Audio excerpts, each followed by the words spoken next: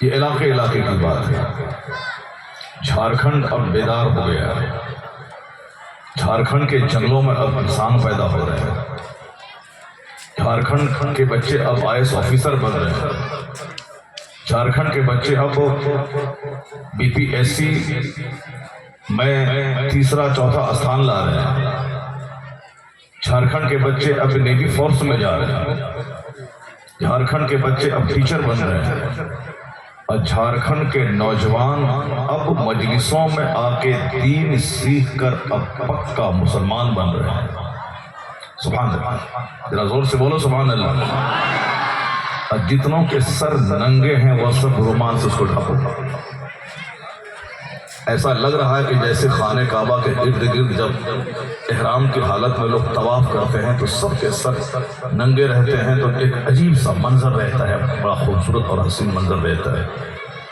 اور ویسا ہی منظر ابھی سامنے نظر آ رہا ہے، اکثر لوگ ننگے سر نظر آ رہے ہیں۔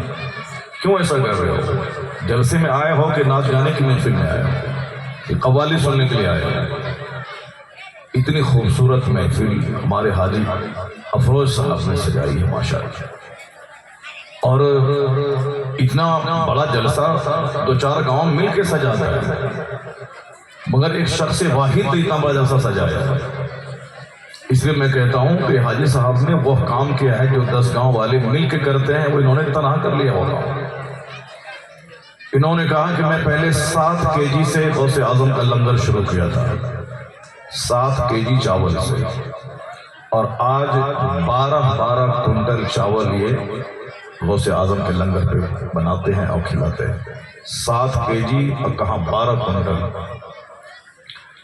میں نے ان سے کہا کہ بہت اچھی بات ہے، سرکار غوث اعظم کی عطا سے آپ مالا مال ہو رہے ہیں، بڑا اچھا کام کر رہے ہیں، مگر دنیا میں ایسے لوگ بھی آج موجود ہیں۔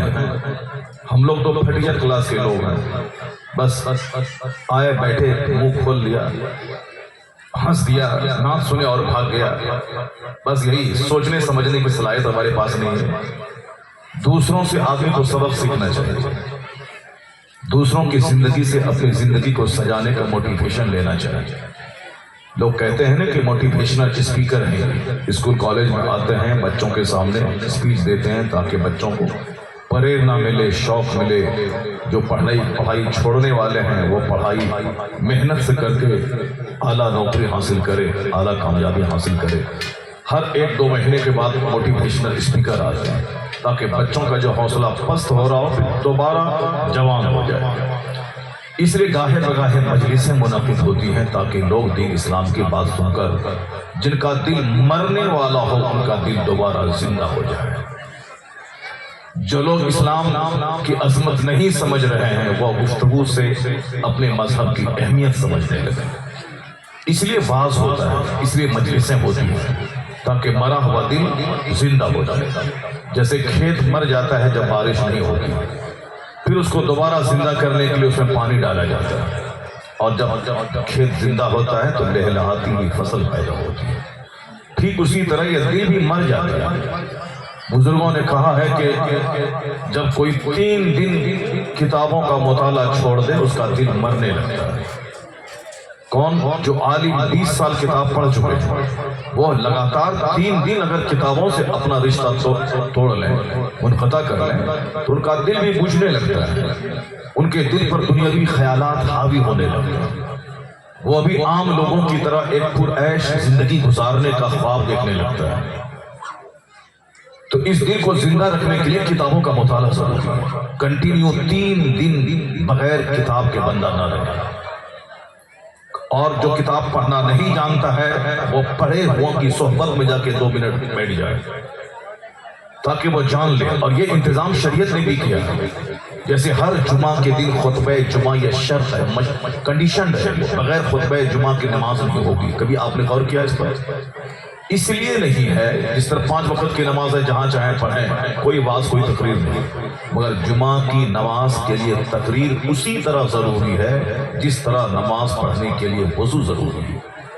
بغیر وضو کے نماز نہیں ہوتی، اسی طرح بغیر جمعہ کے خطبے کے جمعہ کی نماز نہیں ہوتی ہے، چاہے 1 منٹ کا خطبہ کیوں نہ ہو، چاہے 10 سیکنڈ کا خطبہ کیوں نہ ہو، کھڑا ہو کے خطیب کو بولنا پڑے گا، چاہے 3 بار سبحان اللہ ہی کیوں نہیں کہتے ہو۔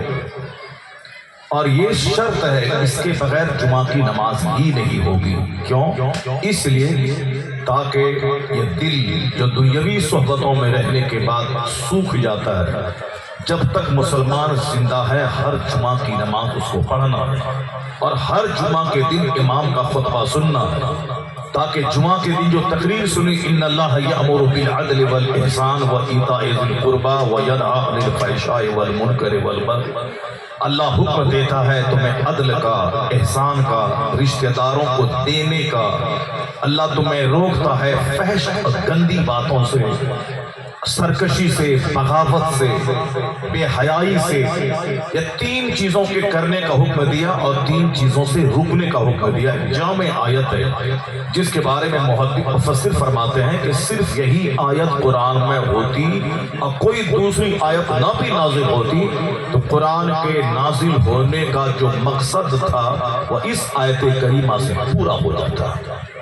یعنی اس میں تمام اچھائیاں جمع ہیں اور ہر جمعہ کے دن خطبہ جمعہ میں اس کی تلاوت ہوتی ہے۔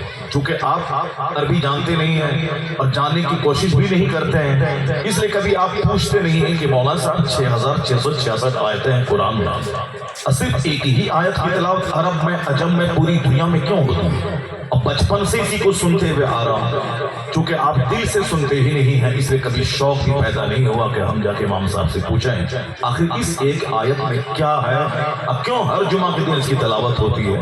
جب آپ کو شوق پیدا ہوگا آپ پوچھیں گے تو امام صاحب بتا دیں گے آپ کو۔ میں صرف یہ کہتا ہوں کہ جمعہ کا خطبہ اسی لیے ضروری ہے تاکہ جمعہ کے دن تقریر آپ نے سنی، اللہ کا ڈر پیدا ہوا۔ سنیچر، اتوار، سوموار، منگل، بدھ، جمعرات تک بال بچوں، دوستوں، احباب، بازار، یہاں وہاں جاتے آتے وہ نصیحت کا پانی دھیرے دھیرے اتر جاتا ہے۔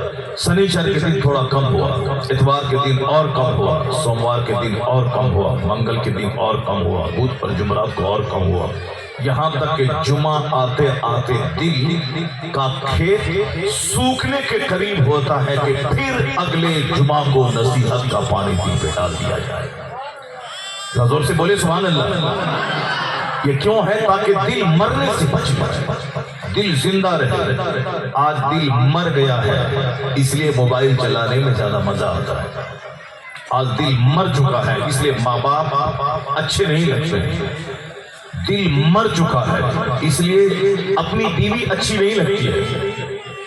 دل مر چکا ہے اس لیے کھیل تماشے اچھے لگتے ہیں، پڑھائی میں من نہیں لگتا ہے، جبکہ پڑھنے والوں کو پورا فوکس صرف کتاب پہ دینا چاہیے پڑھنے کے زمانے میں، نہ کہ لباس پہ اور نہ کہ اور دیگر چیزوں پہ، مگر کتاب پہ فوکس کم ہے اور دوسری چیزوں پہ زیادہ۔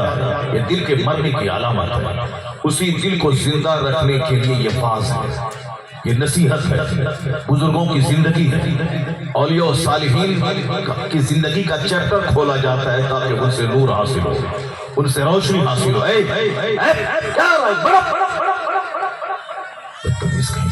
موبائل لے کر کھڑا ناچ رہا، ناچنے کی محفل ہے، کیوں فوٹو کھینچ رہا ہے؟ فوٹو کھینچنا حرام ہے۔ تقریر نہیں سن رہا، فوٹو کھینچ رہا ہے، لگتا ہے کوئی ڈرامہ اور فلم ہو رہی ہے۔ تقریر ریکارڈ کرنے کے لیے سب ریکارڈ کر ہی رہا۔ اگر تم کو تقریر دوبارہ سنی ہے تو پھر تم جا کر یوٹیوب پر سرچ کرو، تقریر آ جائے گی، پھر تم الگ سے فوٹو